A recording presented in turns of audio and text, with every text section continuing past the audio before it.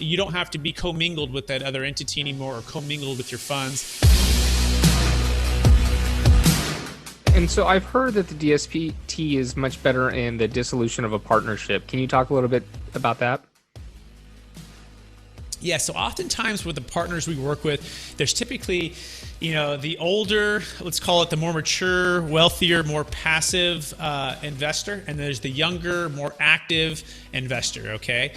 And oftentimes if they own long enough and they're doing deals long enough, there's this situation where one wants to go out and do more, take on more risk, do more 1031s. The other one just wants to preserve and hold on. And it becomes kind of a stalemate because their interests aren't aligned, okay? And their time and their energy is at different stages of life. And so what's very great about this seamless partnership separation is we can now sell. And again, remember the whole entity in a typical 1031 must go their own way.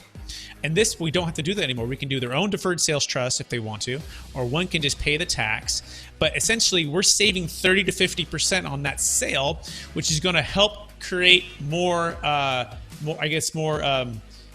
when all boats rise and everyone's winning, it's much easier to have a separation. Whereas, hey, I'm going to force you to sell and force you to 1031. Nobody wants to do that to defer the tax. So that's like we like to say. It's very seamless, and also it's now separate too.